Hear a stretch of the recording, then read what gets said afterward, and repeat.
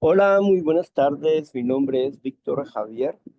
Eh, la verdad es que me siento muy bien poder conversar con ustedes en esta tarde sobre este tema tan interesante, 5 formas de soledad.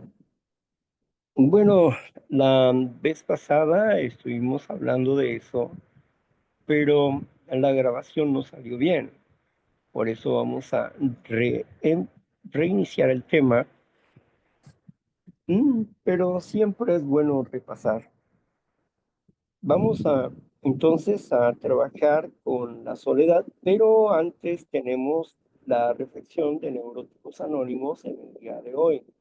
También está acá con nosotros la compañera Esperanza, que nos va a apoyar en la coordinación de esta noche. Ella es la lectora de la reflexión y al mismo tiempo es la coordinadora de la parte consecutiva. Así es que empezamos de ya. Adelante, Esperanza. Gracias, Víctor. Muy buenas tardes, compañeros. Mi nombre es Esperanza, soy neurótica y es un gusto estar aquí con ustedes y le doy la bienvenida a cada uno de ustedes. Gracias por acompañarnos esta tarde. Voy a empezar a darle la lectura de Neuróticos Anónimos que dice: 16 de septiembre, perdido y sin fe. Para que a uno lo puedan encontrar, tiene que haberse perdido y solo nos podrán encontrar cuando estemos perdidos. La teología de la enfermedad y de la salud mental y emocional, página 104. Estoy convencido de que soy un enfermo mental y emocional. Ya no hay duda alguna.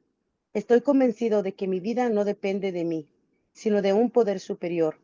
Estoy convencido de que debo educarme, empezar ahora, abandonar todos esos pensamientos inútiles que han entorpecido mi vida. Ahora sé que la bondad en mi vida es el fundamento necesario que necesito para comenzar a amar. Agradezco la fortaleza, la fe y la esperanza que cada día nace en mí. Aquí tiene Víctor la reflexión de Neuróticos Anónimos.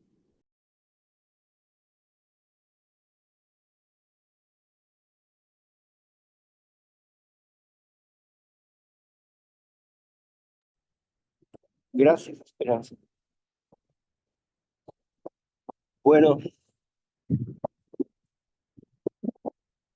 estuvimos perdidos. En mi caso, sí lo estuve desde temprana edad, desde la infancia. Mis días de regocijo eran los días que yo soñaba y experimentaba, en los que yo me metía en los libros y era fascinante. Pero el mundo, el barrio, no era nada. No sabía cómo socializar con esas personas, porque crecí en un mundo protegido, primero de niño, luego con las personas que mi madre trabajaba. Siempre eran personas de respeto, pero el barrio no era así. La calle era diferente. Había una necesidad de mí de defenderme, con mis palabras o con mis puños, con piedras o con cadenas, pero había que defenderse. Llegué a lamentar no tener un padre solamente porque tenía necesidad de que alguien peleara mis batallas. Sí, estaba perdido. ¿Quién me podría encontrar? ¿Quién sabía que yo estaba perdido? Solamente con un deseo firme de suicidar. Hoy por la mañana estaba pensando en uno de ellos. Estaba en una discoteca. Ya era al finalizar. Y corrí hacia el balcón para dejarme caer del balcón. me detuvieron. Estaba una persona que me conocía y este capitán no hizo nada, simplemente las personas que me habían detenido me dejaron. Pero ahí mismo donde me dejaron ir, vi un auto venir y me tiré entre sus llantas.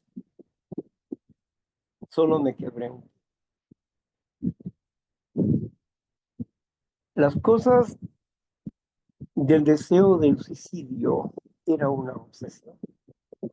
No era de que estuviera pidiendo auxilio en el sentido que me rescataran para vivir en esta tierra, no. Quería liberarme de mi impotencia, de no poder cambiar, de no poder ser diferente. Sí, estaba perdido y estaba atrapado en mis propios pensamientos. Eso no lo sabía. Pero en Neuróticos Anónimos pude aprender a desarrollar nuevas habilidades y pude entender la raíz de mi enfermedad y empecé a trabajar en esto. Y esto me fue liberando de varias cosas y de varias situaciones. Hoy tengo caminando ya en principios espirituales, 64 años tengo de vida, llegué a los 20, y yo diría que tengo 40 años caminando realmente en principios espirituales. Y le doy gracias a Dios porque el mundo ha dado muchas vueltas y muchas vueltas he dado con el mundo. Y hoy, solo por hoy, me percibo en un sitio, un seguro. No sé cómo será mañana, pero solo por hoy estoy seguro. Y mientras yo dependa de principios y de Dios, estaré siempre seguro donde quiera que vaya. Claro que estaba perdido, pero Dios me guió en mi ceguera a un grupo que podía enseñarme a cómo solucionar mi problema interior. Qué bendición. Gracias. Bueno, este, vamos a continuar y vamos a continuar con la soledad, que es el tema, y la compañera Esperanza nos va a dar la lectura del día de hoy. Adelante, Esperanza. Sí, gracias, Víctor. Ok, entonces voy a darle la lectura con el tema donde se quedó la última vez, que esa es la segunda página, que es el tema de características de la soledad emocional. La soledad emocional se experimenta por dos tipos de realidades muy concretas. La primera es haber perdido a un ser querido, ya sea por fallecimiento, por ruptura. El segundo tipo se percibe en personas que, aún teniendo una red familiar o de amistad, percibe un vacío emocional. En ambos casos, las experiencias suelen ser del mismo tipo. Las interacciones mantenidas con el entorno cercano no son satisfactorias. La persona se siente incomprendida. No hay quien define esta sensación como vacío existencial. En ocasiones pueden llevar a cabo múltiples tareas, pasar incluso el día fuera de casa trabajando, haciendo cosas. Sin embargo, ese hueco, esa ausencia imposible de definir sigue presente. La soledad emocional genera malestar y sentimientos de tristeza que a instantes se alternan con la apatía, el mal humor y la frustración. Hay momentos en que dicha experiencia es angustiante, compartiendo así los mismos estados afectivos que la depresión y la ansiedad. ¿Cómo podemos, cómo podemos combatir la soledad emocional? Afrontar y manejar la soledad emocional puede ser más complicado que trabajar la soledad social. No estamos hablando de aislamiento. A veces ni tan solo tenemos a una persona con dificultades en cuanto a sus habilidades sociales. Se trata de un tipo de realidad psicológica más profunda y delicada. En estos casos es muy conveniente contar con la ayuda de un profesional. Tras dichos estados se enmascara a menudo algún proceso depresivo que es necesario atender. No basta con recomendarle a la persona aquello de sal y haz amigos. Es necesario profundizar, trabajar, reenfocar, conferir alivio, apoyo y ser capaces de generar cambios. Por otro lado, son muchos los que consideran la soledad como una epidemia que se está instaurando no solo en las personas Gracias, mayores. gracias. Ujú. Veamos, estamos hablando de soledad emocional. Y el escritor nos pone dos temas. La soledad emocional por una pérdida. Y no solamente es una pérdida de un ser querido o de la pareja, puede ser una quiebra económica o puede ser la jubilación. Puede ser una variedad de cosas en este asunto de perder o por lo menos creer que hemos perdido. Nuestras maneras y nuestra adicción a las personas, al trabajo, hace que sintamos un vacío cuando tenemos esa pérdida. Pero comúnmente la gente puede mostrarse como triunfadora o no me importa, yo estoy bien. Puede seguir haciendo las funciones en su vida normalmente, pero dentro de sí mismo hay un vacío que no comprende. Hay un vacío que no puede llenar.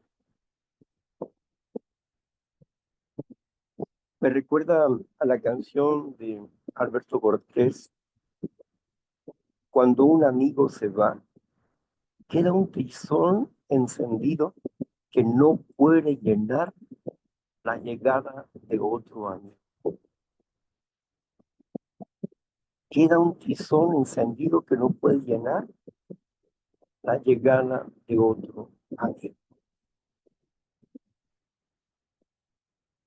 Sin duda, todas las personas somos indiscutiblemente únicas y nuestras amistades son como nosotros somos, únicos. Puede haber alguien parecido, pero nunca será igual, ya sea para bien o ya sea para mal, pero nunca será igual. Las experiencias se viven una vez y no se van a repetir. Cuando nosotros subimos a una resbaladilla o a un tobogán o a un trampolín para lanzarnos a la alberca, cada vez que subimos, aunque parece ser rutina, es diferente. Es diferente. Puede ser que en algún momento hagas un clavado perfecto. Puede ser que en otro momento no lo hagas tan perfecto. Son algunos factores circunstanciales que se, que se ven involucrados para que nosotros hagamos una realidad o una experiencia. Nunca las experiencias son iguales. Pueden ser parecidas, pero no son iguales. Si tú te das cuenta, tienes un trabajo y vas cotidianamente a él, pero ni tus mañanas son iguales, ni tu caminar hacia donde vayas. Aunque tomaras la misma rutina, sería siempre diferente porque hay una circunstancia, una persona, una situación, una emoción que transforma tu realidad. Las cosas que nosotros no podemos manejar. Así que, ¿qué podemos esperar del pasado?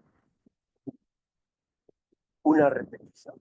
No, solamente tenemos un video y un recuerdo, una memoria histórica de lo que pasó, pero que ya no se puede volver a repetir. Ninguna, ninguna relación es igual. Las circunstancias proveen de instantes y momentos que pueden ser perdurables en nuestros recuerdos, pero que no se pueden repetir de igual forma. Esto pasa con la persona que sufre una soledad emocional por cuestiones de una pérdida o bien por la situación de tener un cerco familiar fuerte, pero no sentirse parte de ese cerco familiar. Sentirse conmiserado, apartado, retraído, solitario o solitaria, según sea el caso. Le cuesta trabajo relacionarse con otras personas, pero puede realizar su trabajo efectivamente. Su trabajo es prácticamente su fuga principal, o las cosas que hace son su fuga principal de ese aislamiento en que la propia persona se ha puesto. Síntesis. No podemos decir que es un vacío existencial. ¿Por qué? Porque tendría que ver una acción asociada, pero puede socializar, puede negociar, puede estudiar, puede dar clases, puede dirigir el país y puede ser depresivo.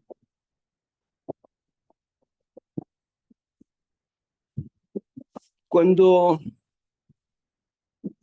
leo acerca de la historia de Bill W., encuentro su depresión, como él se autodenominó el campeón de las borracheras secas, el campeón de la depresión.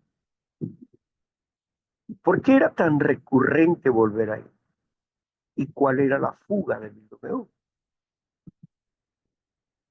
El tabaquismo y la escritura, la racionalización. Esa era la fuga de Bill W. Escribía para otros, pero no se lo podía aplicar a su persona. En cuanto al dejar de beber, está bien, pero solamente es un síntoma. Él mismo escribió que se tiene que sufrir un cambio profundo de personalidad, pero él no la tuvo.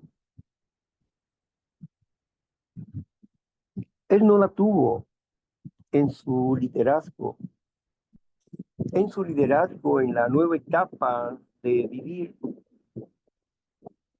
era bastante la lucha. Mientras él estaba teniendo la lucha y la emoción de la victoria, él aparentemente no estaba deprimido, pero no había resuelto su depresión. Su esposa era un acto de preocupación para él. El hecho de haber casi logrado tener un hijo era una acción frustrante para él. El hecho de estar con su esposa y su esposa también vivía la frustración de un aborto. Todas estas cosas estaban ellos generando vacíos interiores y cada quien con su culpa, con su miedo, con su vergüenza. Pero se debían el uno al otro, se tenían el uno al otro, pero cada quien hacía reproches interiores por lo que quería lograr. La dependencia emocional de Lois sobre Bill W y la dependencia de Bill W de su esposa, que la hacía alejarse de ella. Eso lo hacía él alejarse de ella. Quería darle una mejor vida, pero no podía hacerlo. Ella amaba profundamente también y lo prefería pobre, aunque ella tuviera que trabajar, pero que no regresara de nuevo al alcoholismo. Un apego emocional muy fuerte. Ambos tuvieron que aprender a vivir con sus problemas y a buscar soluciones a sus problemas. Y en la búsqueda de sus soluciones lograron cubrir en algunos casos el vacío de las personas.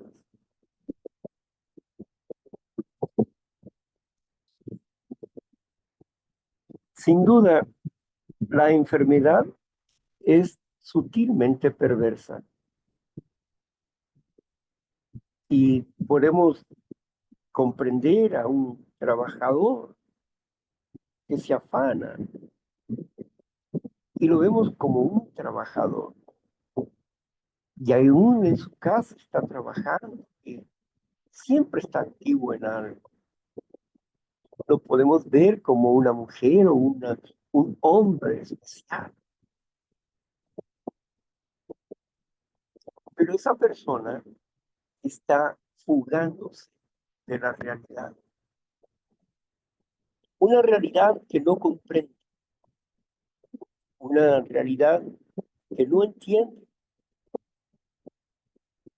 pero está fugándose de su realidad. Una soledad profunda que parece no estar solo. Por eso un hombre con este tipo de soledad llegó con un clérigo y le dijo, ¿sabes? Yo creo que no amo a mi familia. ¿Por qué lo dices? Argumenta el clérigo.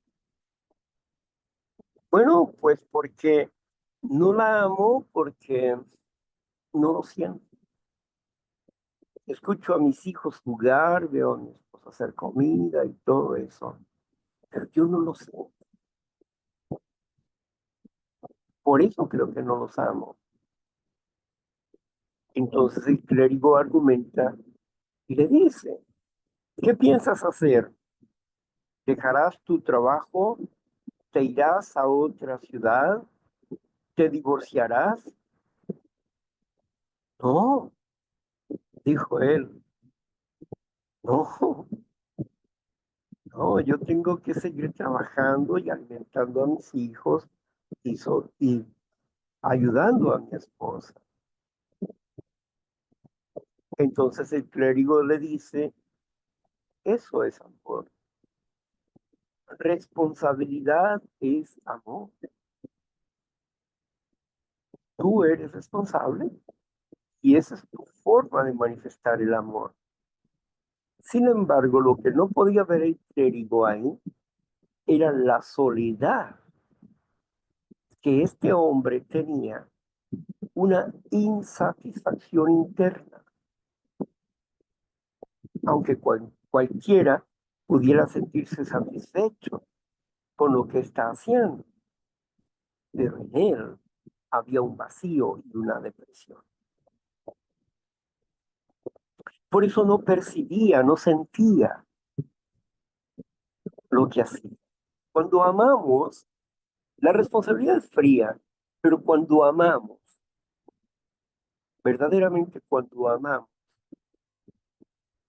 puede ser que por algún momento nos sintamos, pero va a haber un instante en que lo vamos a hacer y que podemos llenarnos, llenarnos de una emoción de alegría, de satisfacción, el abrazar a la esposa o el abrazar a los hijos. Cuando cambia nuestra mente, cuando no solamente somos proveedores económicos, sino que también somos proveedores emocionales, cuando desarrollamos la dependencia espiritual de un poder superior de Dios, como cada quien puede comprenderlo, cuando aprendemos a entender esto que muchos de nosotros hemos aprendido, podemos percibir la soledad de otros, los sentimientos de otros, podemos comprenderlos, podemos emocionarnos ante una acción amorosa de un amigo, ante un reencuentro, porque no somos fríos, no somos fríos. A pesar de que tengamos que tomar decisiones frías, razonablemente hablando, por el beneficio de otros o nuestro, no somos fríos, somos amorosos, amorosos, amables y tranquilos.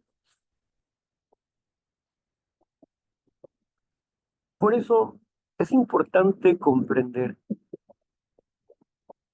que estos dos tipos de soledad que nos presentan dentro del cuadro de la soledad emocional nos habla, desde que dice soledad emocional, significa que nosotros no estamos comprendiendo nuestro mundo interior, aunque hagamos lo correcto en nuestro mundo exterior.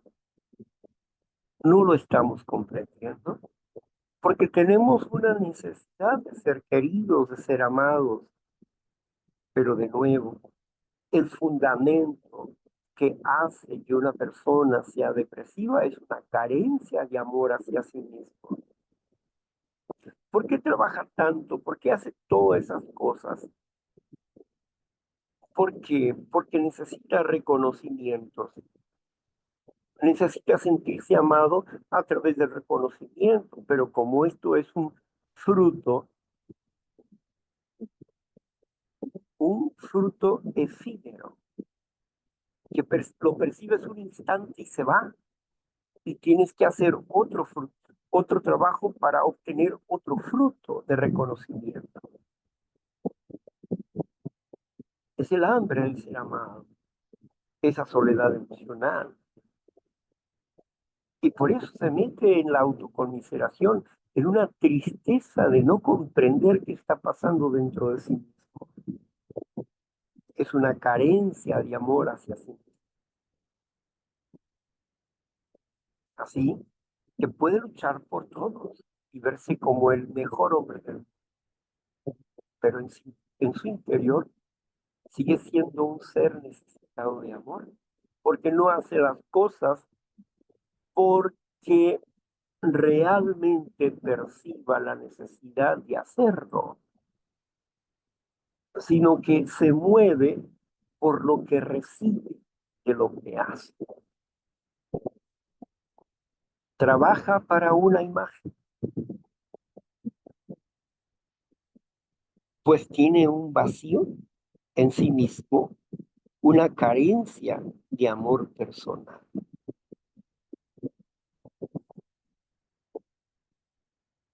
Esta es una de las situaciones interesantes e importantes que necesitamos comprender. La soledad emocional no es único de los adultos, no, los niños padecen esto. Como niño yo padecí esa enfermedad emocional, una carencia de amor hacia mí mismo. Me enternecían las cosas que yo veía en un drama, en la televisión. Me enternecía ver a las personas disfrutando porque había una carencia en mí. No lo tenía. Y al mismo tiempo codiciaba esas escenas. ¿Cómo qué escenas? Como el tomar de la mano a una chica y caminar por la playa. Cuando lo hacía, me sentía el protagonista de una película. Entonces, pude entender que de ahí venía la idea de que ser feliz era ese tipo de escenario romántico. Pero se formaba el escenario, estaba el romance, era solo una escena, pero no era una realidad. Era emocionante vivirlo. Las emociones son jóvenes, adolescentes. Hermoso tocarlas tímidamente la mano de alguien, entre miedo y deseo. Es algo fascinante, pero estaba la inseguridad en el interior. ¿Cómo reaccionará? Regularmente, las personas que hemos vivido una soledad de este tipo, una soledad emocional, somos personas que razonamos mucho y hacemos poco.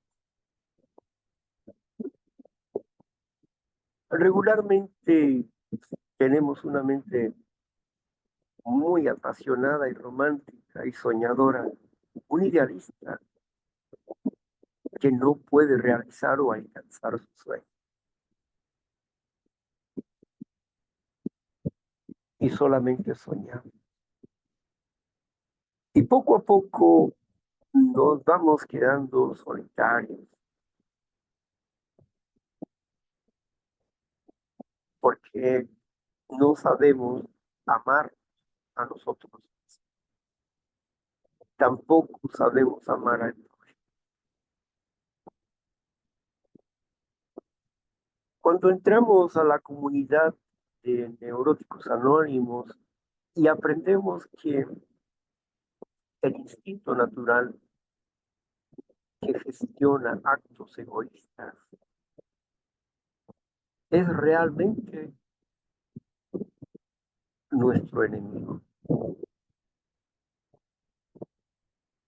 que está fuera de nuestras manos.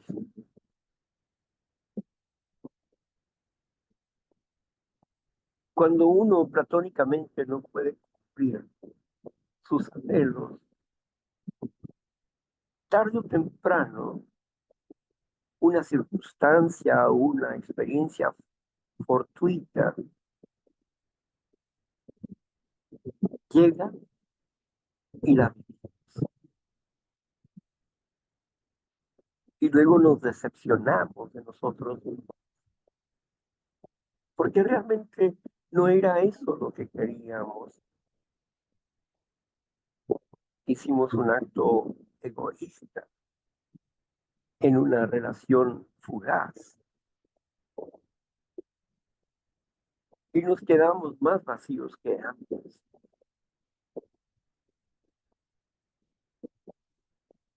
Pero cuando aprendimos que a través del instinto también podíamos realizar actos amorosos, entendimos que el switch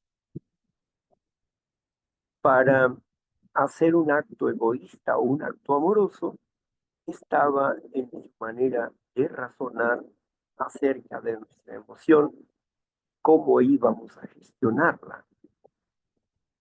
Que en realidad la raíz del problema no era el egoísmo. El egoísmo era un efecto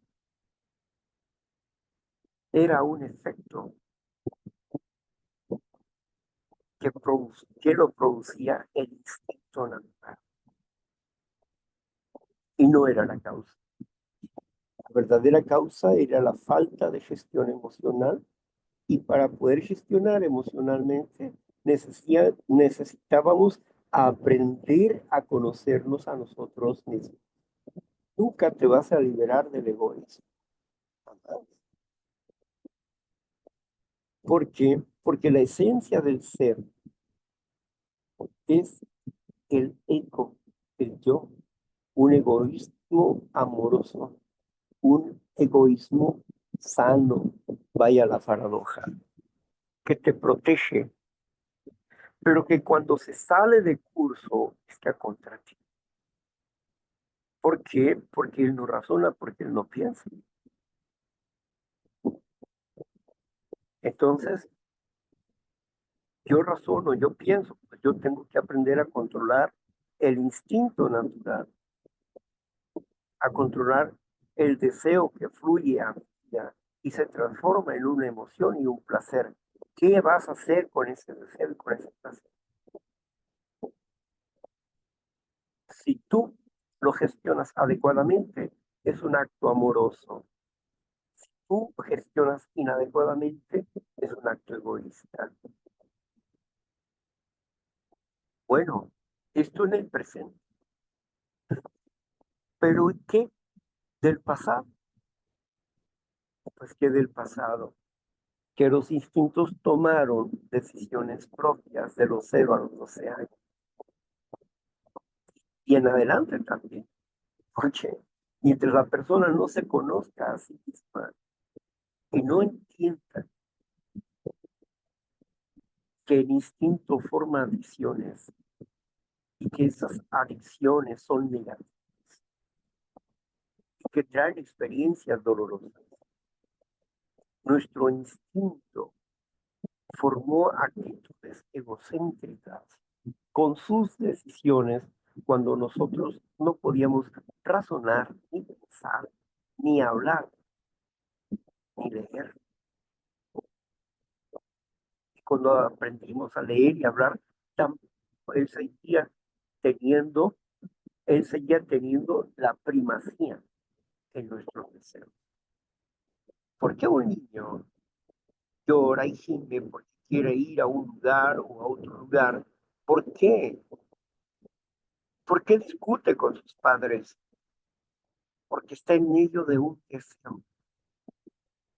deseo egoísta que quiere cumplir, un deseo de su instinto que quiere cumplir y no le importa el costo.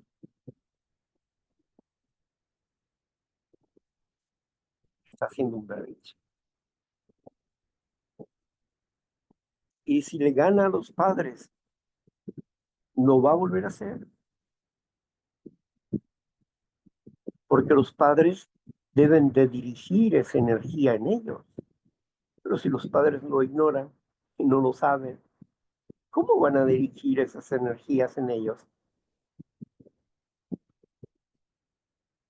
Nosotros no dirigimos esas energías. Nacimos con un egoísmo amoroso, con un yo amoroso, pero el instinto se desbocó. Por eso la pregunta que formula el cuarto paso es muy importante y básica comprenderla. ¿Cuál es? ¿En qué momento el instinto es natural? ¿En qué momento el instinto natural se desbocó, se salió de curso? Algunos piensan, ay, es que fue cuando mi papá me chocó. Ay, es que fue cuando me dejaron solo. Ay, es que fue... No, todo lo que tú piensas en tus memorias, eso no es cierto. Eso es lo que tú crees, es lo que tú piensas, es lo que tú supones.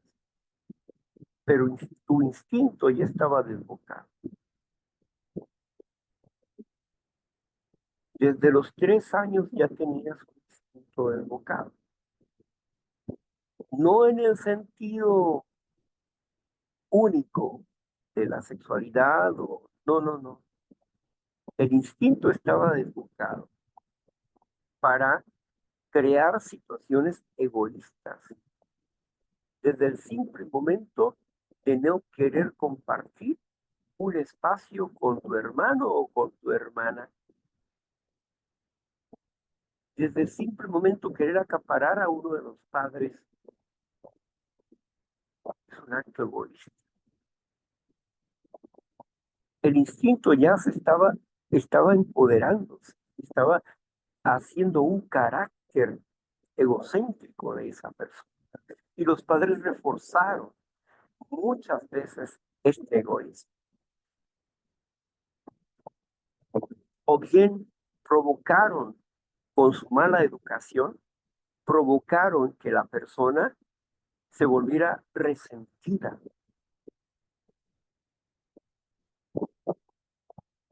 Pero esto no, ellos no fueron la enfermedad, sino que su predisposición hacia la práctica del egoísmo era natural, porque no había una persona que razonara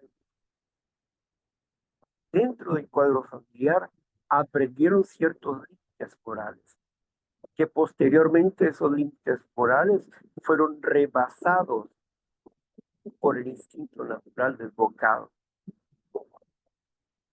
Si el instinto moral te decía que no tuvieras relaciones, llegaste a tener relaciones a escondidas.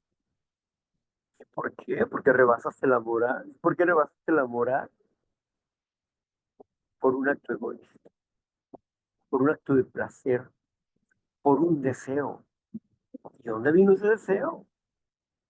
Uno, de tu propia naturaleza, y dos, lo afirmó la sociedad que te rodeaba. Las pláticas, las charlas con tus amigas, con tus amigos, etcétera, te estaban induciendo sin darte cuenta a practicar sexo antes del tiempo.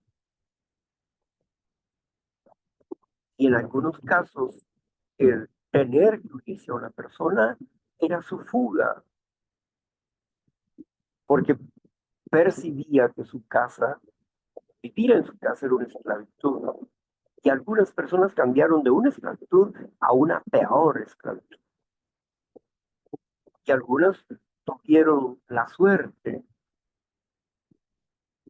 de salir de casa porque se sentían presionados y lograr mejorar. Las circunstancias estaban ahí, pero el problema estaba de nosotros. Así que teníamos que aprender a comprender cómo funcionamos para reorganizar nuestras vidas. El egoísmo no es la raíz del problema, es un efecto. ¿Por qué es un efecto? Porque si pudieras gestionar tus emociones al primer año de vida, si pudieras razonar y gestionar tus emociones, hubieras decidido por el amor. por la práctica del amor. Pero como eso no es así, la tendencia del instinto es el placer, el deseo y placer, es la tendencia del instinto. Entonces, ¿qué valora del niño de la niña? Todo lo que le da placer. Para el instinto eso es bueno. Ay, se siente feliz porque siente placer.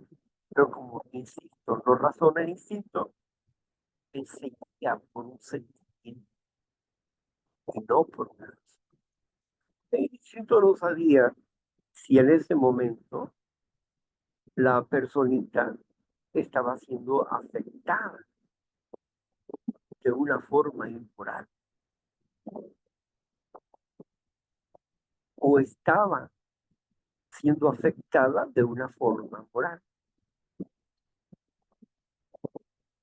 Y es donde entra el tema de las caricias positivas, negativas, negativas, positivas.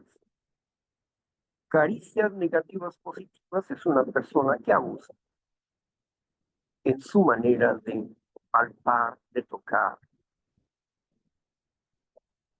Es una caricia buena, pero negativa, porque la intención no es buena. Es un abuso. Cuando es una caricia, o si estamos hablando de negativa positiva, es cuando le tenemos que detener para que no se haga daño. Es una caricia negativa positiva. Los mandamientos de Dios, los 10 mandamientos de Dios, son negativos positivos. No, no, no, no, no. Pero son positivos.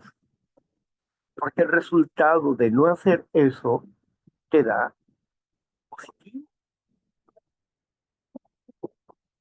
te ayuda. Así las caricias negativas, positivas, ayudan ayudan a disciplinarse a la persona. Una caricia positiva no solamente es con la mano, con la piel, no, es una palabra. No vas a hacer, no vas a ir. Cuando hay buenas razones para prohibir, estamos acariciando negativamente por una acción positiva o por una razón positiva. Entonces, una caricia positiva, es el abrazo que le das a tu hijo con amor y percibes su amor y su cariño y sientes el respeto por su sexualidad. Lo percibes y llamas. Es positivo. El amor, el abrazo de tu pareja que no es un acto para tener una relación sexual, sino es un acto de decir cuánto te aprecio. O un solo beso en la mejilla, ¿no? Es un, es un rasgo, es un acto positivo. Pero eso también te va a depender de la gente que lo recibe y sus maneras de pensar. Si tiene bastantes prejuicios, quizás eso positivo se convierte en negativo, ¿no? Pero es por su forma de pensar. Bueno, estamos hablando de la soledad emocional, ¿verdad? Qué interesante es para nosotros entender que emoción significa movimiento y que ese movimiento es creado por un deseo natural que fluye del instinto. El deseo natural que fluye del instinto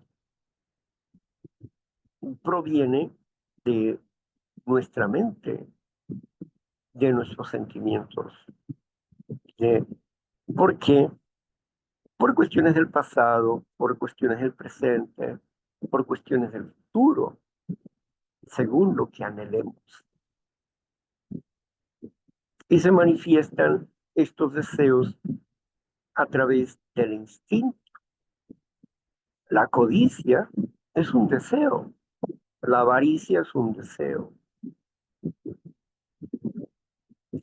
la inmoralidad sexual es un deseo, todo es un deseo y fluye a través de nuestro instinto. Pero ¿qué voy a hacer con ese deseo? Si mi mente loca, mi instinto natural, el deseo, aparece como un deseo sexual por la mujer de mi amigo, ¿qué voy a hacer? ¿Le voy a dar seguimiento a ese deseo o lo voy a hacer morir? Lo tengo que hacer morir por amor a mi amigo y por respeto a su esposa. No porque sea un deseo significa que yo le gusto. No, es que en ese momento, uno, puede ser que mis neuronas, perdón, hormonas anden alteradas por cualquier situación. No es ella, es mi deseo interior. Y ese deseo no, debo de romper con ese deseo para tener un acto de amor.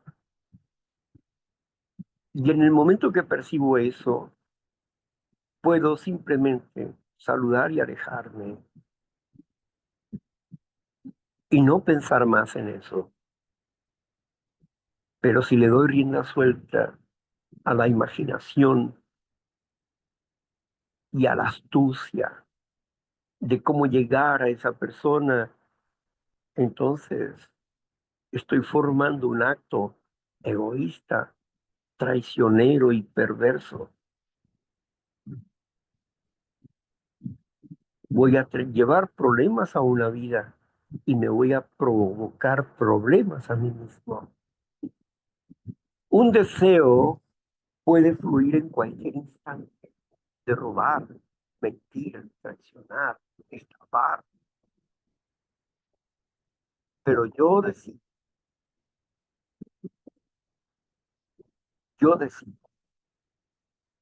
si quiero hacerlo. Si no me dejo llevar un deseo negativo y afirmo un anhelo positivo haciendo morir ese deseo, ay, es que como vi la oportunidad porque tengo necesidad de esto, que, no, pues ya Dios me dio esto, por eso no, estás mal, no, eso es ser oportunista, eso es un acto egoísta, autojustificado, ¿no? Por eso el dominio propio es el dominio del instinto natural. Cuando dominamos al instinto natural y gestionamos inteligentemente nuestras emociones, podemos frenar en ese aspecto. Y usted me pregunta, ¿y Dios dónde está en todo esto? Ahí, ahí. Desde el momento en que estamos en una lucha para no romper el principio que Dios me marca, estoy con Dios.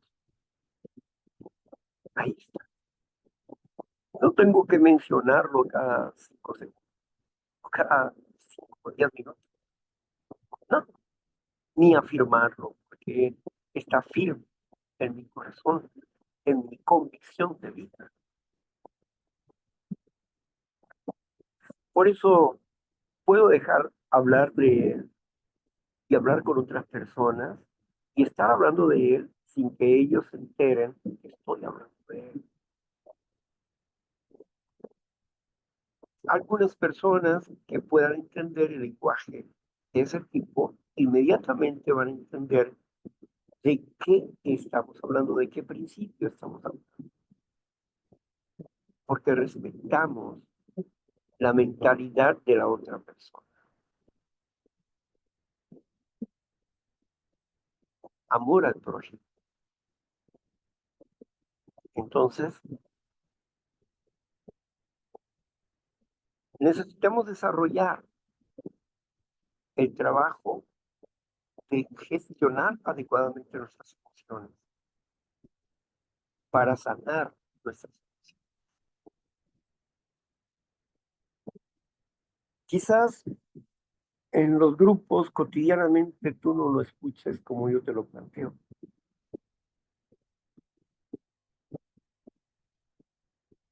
Pero en los grupos hay mucha deformación del principio espiritual. No hay un enfoque más correcto de la realidad interior,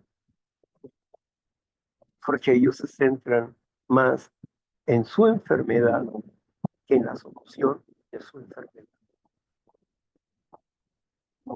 Bueno, hasta aquí vamos a dejar este comentario y agradezco a Esperanza por habernos apoyado con la lectura y vamos a cerrar ahora sí la grabación para que ustedes tengan la libertad de hablar con nosotros, ya sea que ustedes quieran hablar de su propia experiencia, van a tener unos minutos y Esperanza se los va a señalar.